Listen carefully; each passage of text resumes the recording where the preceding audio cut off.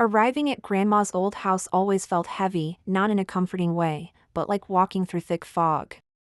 Dust motes danced in the sunbeams, illuminating decades of unspoken words. The air was still, carrying the scent of forgotten memories and lemon polish. My sister, Clara, looked as uneasy as I felt, her eyes constantly darting around. This wasn't just a clean out. It felt like an excavation of our past, and I had a bad feeling about what we might unearth here today.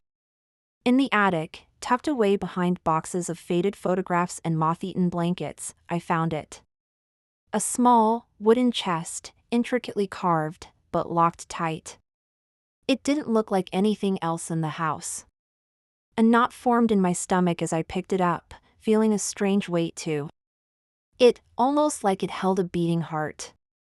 Clara noticed my gaze, and a shared, silent understanding passed between us. This wasn't just old junk, this was something important, something hidden. We brought the chest downstairs and confronted Aunt Susan, who was meticulously folding linens. Her face, usually so composed, paled dramatically when she saw it. "Where did you find that?" she asked, her voice barely a whisper, her hands trembling. I explained, holding her gaze. She just shook her head, muttering about old things best left undisturbed. But her eyes, usually so evasive, held a flicker of fear I'd never seen before, confirming our suspicions. Aunt Susan eventually admitted it belonged to our grandfather, but she wouldn't elaborate. He was a complicated man, she sighed, turning away.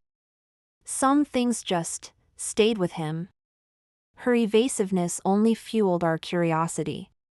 Why was this chest so sensitive? What secret could a quiet, unassuming man like Grandpa have possibly kept hidden for so long? The air grew thick with unanswered questions, and a sense of growing dread began to settle over us both. Later that evening, while Aunt Susan was preoccupied, Clara and I managed to pry the chest open with a broken letter opener. Inside, beneath a layer of yellowed lace, was a small, crudely drawn map and a single, faded photograph. The map showed a hidden compartment in the house.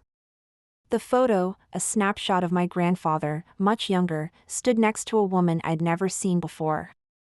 She wasn't Grandma, and she was holding a baby.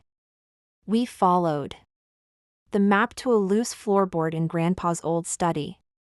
Beneath it, a stack of letters, tied with twine, each addressed to my dearest Eleanor. One letter explicitly talked about the baby in the photo. But the last letter, dated just weeks before my grandmother's death, revealed the true horror. "Eleanor, I can't keep this from her any longer. Your daughter deserves to know her father. She deserves to know about her twin sister, Clara, who lives just down the street."